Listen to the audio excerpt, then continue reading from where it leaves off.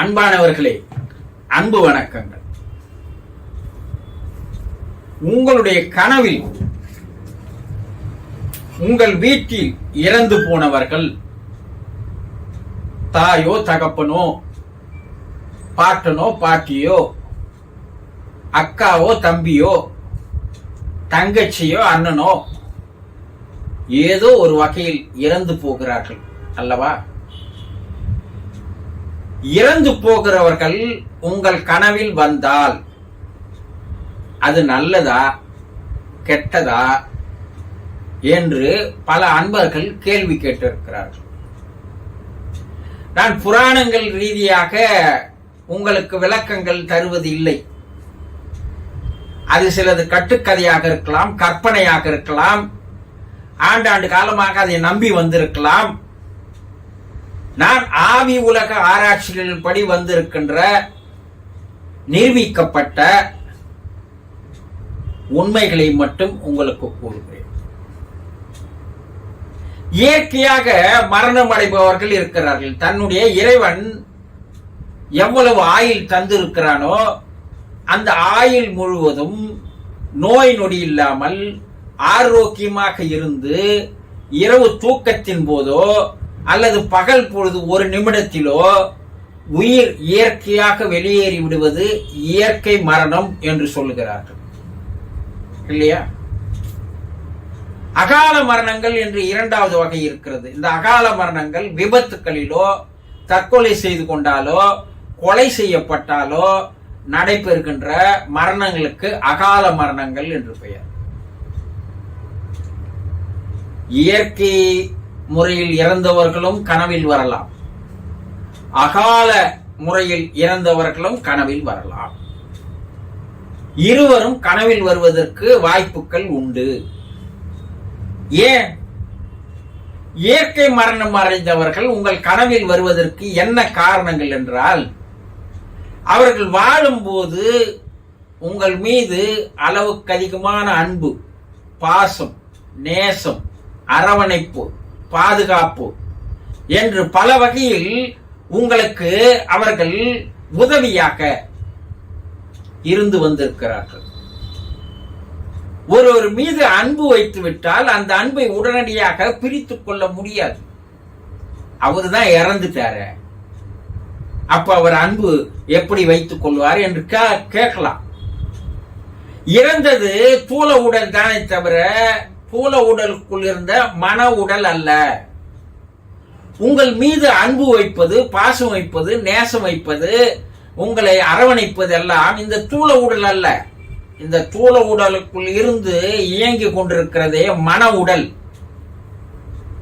அந்த மன உடல் தான் உங்கள் மீது அன்பாக இருக்கிறது, பாசமாக இருக்கிறது, நேசமாக இருக்கிறது, அக்கறையாக இருக்கிறது. உங்களுக்கு ஒன்று என்றால் அது துடிக்கிறது. எது? மனம். அந்த மன உடல் பிரிந்து மேலே ஆன்மாவாக மேலே இருக்கிறது. மன உடலும் ஆன்ம உடலும் இரண்டும் சேர்ந்துதான் அது அங்கே இருக்கிறது. அப்ப தூள உடல் போனாலும் இந்த மன உடல் இருக்கிறது அல்லவா? இந்த மன உடல் தானே உங்கள் மீது பாசம் வைத்தது, அன்பு வைத்தது, நேசம் வைத்தது, அரவணைத்ததெல்லாம் இந்த மன உடல் தானே. அந்த மன உடல் இன்னும் மறையவில்லையே. அப்ப அந்த மன உடல் உங்கள் மீது வைத்த பாசத்திலிருந்து, பந்தத்திலிருந்து அது விடுபட முடியாமல், அது ஆன்ம சாந்தி அடையாமல் அங்கே தத்தளித்துக் கொண்டிருக்கிறது. அது உங்கள் கனவின் மூலமாக நீங்கள் எப்படி இருக்கிறீர்கள்? நன்றாக இருக்கிறீர்களா? ஏதாவது பிரச்சனையில் இருக்கிறீர்களா? இல்ல கஷ்டங்களில் இருக்கிறீர்களா? இதையெல்லாம் அது பார்ப்பதற்காக உங்கள் கனவின் மூலமாக வருகிறது. அந்த பாசம் பிரியல, அதனால அது அங்கேயே அதே எண்ணத்தோடு இருக்கிறது. அந்த எண்ணத்தை உங்களுக்கு தெரியப்படுத்துவதற்காக கனவில் வந்து அந்த ஆன்மா வருகிறது. அப்போ அப்படி கனவில் வந்தால் அது உங்களுக்கு நல்லது செய்ய வந்திருக்கிறது, உங்களுக்கு பாதுகாப்பு தர வந்திருக்கிறது, உங்கள் குடும்பத்தில் நல்ல செயல்களை நடத்தி தருவதற்கு வந்திருக்கிறது, உங்களுக்கு அதிர்ஷ்டத்தை கொண்டு வருகிறது. இதுதான் கனவில் இயற்கையாக மரணம் அடைந்து போனவர்கள். இது ஒரு வகை. சரி, இயற்கையாக மரணம் அடைந்து போனவர்களை நீங்கள் மறந்து போயிருந்தால், காலத்தில் எல்லாம் மறந்துடுறாங்க. இன்று இறந்தால் அடுத்த மாதம் அவங்க பெற்றோரை மறந்து விடுகிறான். அவன் விஞ்ஞான உலகத்தில் பறந்து கொண்டிருக்கிறான். அப்போ அந்த ஆன்மா கவலைப்படுகிறது, வேதனைப்படுகிறது, கஷ்டப்படுகிறது, துன்பப்படுகிறது, துயரப்படுகிறது. அதை கனவின் மூலமாக என்னை நீ மறந்து விட்டாய் என்பதை தெரியப்படுத்துகிறது. இது இரண்டு வகையில் இயற்கை மரணம் அடைந்தவர்கள் உங்களுக்கு தெரியப்படுத்துகின்ற செய்தி கனவு. சரி, அகால மரணம் அடைந்தவர்கள் உங்கள் கனவில் வருகிறார்கள் என்றால் அவர்கள் ஆன்மா சாந்தி அடையாமல் அலைந்து திரிந்து கொண்டிருக்கிறது. என்ன, வாழ வேண்டிய வயசு இருக்கு, ஆனா பாதியில எதிர்பாராத விதமாக அகால மரணம் நடந்து விட்டது. அதனுடைய ஆசைகள் எல்லாம் நிறைவேறவில்லை, கனவுகள் நிறைவேறவில்லை. அது பாதியில் வந்ததால் அது தத்தளித்துக் கொண்டிருக்கிறது, அலைந்து திரிந்து கொண்டிருக்கிறது.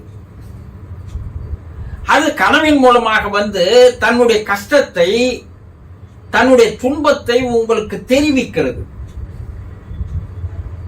அப்போ அந்த ஆன்மா சாந்தி அடைவதற்கு, சமாதானம் அடைவதற்கு, அமைதியாக ஆவதற்கு, நிம்மதி அடைவதற்கு சில சடங்குகளை நீங்கள் செய்ய வேண்டும். இல்லை என்றால் அந்த ஆன்மா இந்த பூவுலகை விட்டு மேலே போகாமல் பல ஆண்டுகள் ஆனாலும் கூட அந்த விபத்து நடந்த, அகால மரணம் நடந்த இடங்களிலேயே தான் அது இருக்கும். இதை தெரியப்படுத்துவதற்காக உங்கள் கனவில் வருகிறது.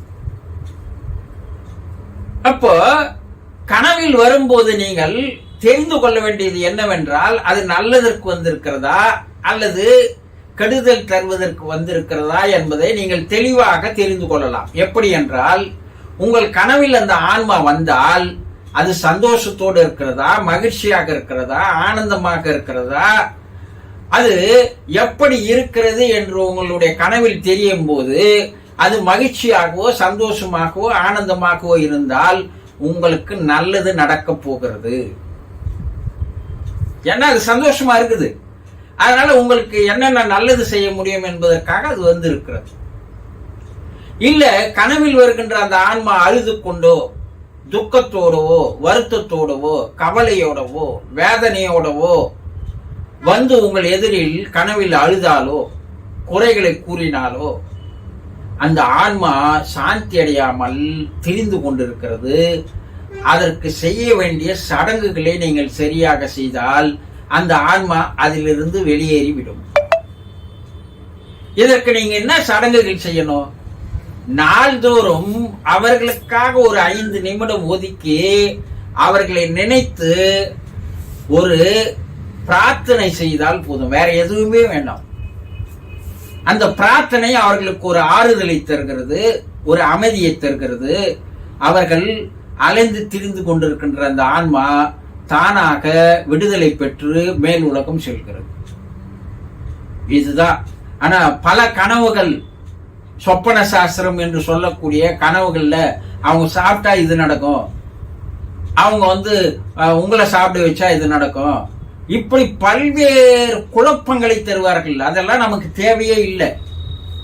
கனவில் வருகின்ற சிம்டம்ஸ் இந்த 2 நீங்க புரிஞ்சுக்கிறீங்கன்னாவே அது நல்லதா கெட்டதா உங்களுக்கு தெரிந்துவிடும். புரிந்து கொண்டீர்களா?